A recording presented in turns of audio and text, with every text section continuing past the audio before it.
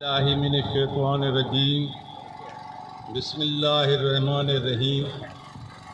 मुझा काबिल इज़्ज़त मरकज़ी सदर डॉक्टर मोहम्मद शरीफ वरियामणी साहिब ऐं असांजो ॾूरों पंधु करे ईंदड़ जनरल सेक्रेटरी ज़ैनुल आबिदीन साहिब, थरपारकर सदर अली मोहम्मद सबाजड़ो साहिब ऐं उमरकोट खां ईंदड़ मोहम्मद रमज़ान साबरानी साहिब ऐं ॿिया जेके बि हिते जा असांजा मोज़िन अहदेदार जेके आहिनि उनजा नाला मूंखे कोन था अचनि, उहे साहिबान ऐं जेके बि हिन पिंडाल में मुंहिंजा क़ाबिल इज़्ज़त मोहतरम मान वारा निंढड़ा ॿारड़ा, अस्सलाम वालेकुम। वक़्तु तमामु वधी वियो आहे, उन करे शार्टेज कंदासीं।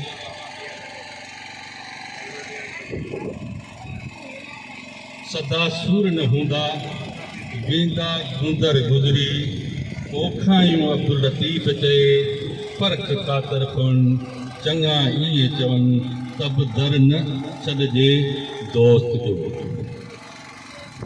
सभ खां पहिरियां ई असां जेको गॾु थिया आहियूं कुंभार इताद ठाहियो आहे, उहो इन जाइ लाइ असां ठाहियो आहे त असांजी क़ौम में जेके बि माली हालत में कमज़ोर आहिनि उन्हनि जी मदद करियूं ऐं जेके बि असांजा मासूम ॿारड़ा जेके पोज़ीशन माणे वेठा आहिनि जंहिंमें माली जी मदद हुअणु खपे, उन जे लाइ असां थरपारकर जे ज़िले खे गुज़ारिश कंदो उन सां पंहिंजी चेलार जा जेके अहदेदार साहिबान आहिनि उहे मिली करे हिकु असांजो फार्म आहे, मेंबरशिप फार्म आहे, उहो मेंबरशिप फार्म वठी उन जो जेको बि फीस आहे उहो अदा करे पंहिंजे अमाउंट में रखो ऐं पंहिंजे जेको बि पाड़े मंझि ॻोठ मंझि शहर मंझि जो बि माली हालत में कमज़ोर आहे उनजी मदद कई वञे। जेके न्याणियूं वीचारियूं माली हालत जे करे उन्हनि में ॾेज पोत जे करे जेके न माइट उथारे सघिया आहिनि उन्हनि जी मदद करणु खपे।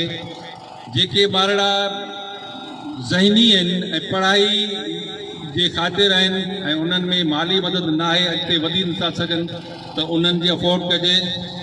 जेके बि असांजा मसइला आहिनि असांखे आहे उन कुंभार क़ौम खे मज़बूत करिणो आहे, उन करे इहो पंहिंजो चंदो वठी गॾु करे पंहिंजो अमाउंट रखी बीमार जेको आहे उन जे बि लाइ सार संभाल जे लाइ उनजी मदद कई वञे। जेकॾहिं असां वटि माली मदद न हूंदी त असीं कुझु बि कोन करे सघंदासीं।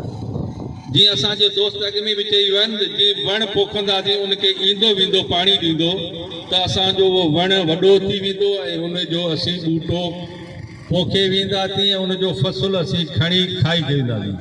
इन करे असांखे टाइम जी बिल्कुलु कमी आहे, उन करे इहे लफ़्ज़ चई ऐं पंहिंजी जाइ वठंदो। अस्सलाम वालेकुम।